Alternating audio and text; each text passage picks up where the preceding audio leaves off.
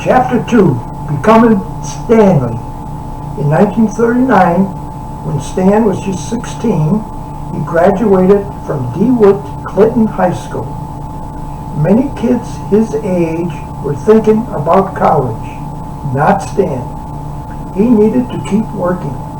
With the help of his cousin Gene, he got a job at Timely, a publishing company run by Martin Goodman. Mr. Goodman barely knew Stan. "What are you doing here?" Mr. Goodman asked Stan when he showed up for work. Was Mr. Goodman joking? Had Jean forgotten to mention Stan to her husband? He never got a chance to find out. He was too busy. Timely published more than 24 magazines out of its Manhattan office. Some featured adventure stories set in the Old West. Others were about science and health. Stan was assigned to Timely's comic department. Some department, Stan joked. It was Joe and Jack. Joe was Joe Simon. He was the top editor, the man in charge of all the words on the page. Jack was Jack Kirby. He was the best artist at Timely. These two men were big influences on Stan, but they weren't friendly.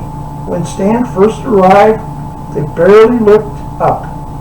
In those first days on the job, Stan worked as a goofer, somebody who does whatever the boss needs. Though he was paid only $8 a week, Stan didn't mind. He was proud to be working at Timely. Stan commuted every day from the Bronx down to Timely's office on 42nd Street. The room Joe and Jack worked in was nothing special. Jack would sit at his drawing board. Joe would pace around the room. Stan sometimes joked that he couldn't see them through all the cigar smoke. At that time, there was fierce competition from other comic book companies. DC Comics had created Superman and Batman. Timely's two superheroes were less famous. The Human Torch was an android created in a lab. He had the power to shoot fire from his hands. He could suddenly burst into flames. But he could not always control those flames.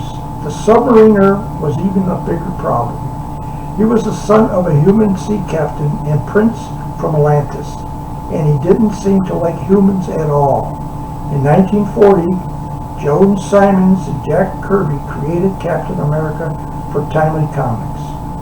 World War II was raging in Europe, and Simon and Kelly were horrified by what they had heard about Adolf Hitler. Captain America's mission was to fight Nazi Germany. He wore a red, white, and blue costume, the same colors as the American flag. He carried a shield that could stop bullets. The first issue was a huge success. It sold 1 million copies. Superman had competition. That's when Stan got a chance to do more than answer phones. One day, Joe Simon called Stan over. He asked if Stan would be able to write a story for a new issue of Captain America. Stan was thrilled.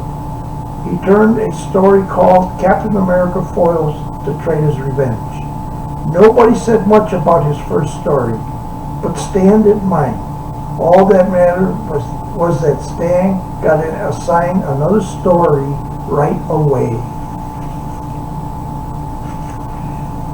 After the Traitor's Revenge, Stan began to write more. As he wrote, Stan decided to use a pen name instead of his real name. He considered headline hunter, foreign correspondent, Stan Martin, and even Neely Snats, which was almost Stanley, spelled backwards. Stan didn't want to use his full name, Stanley Lieber. "I was saving that for a great American novel," he joked later, "which I never wrote."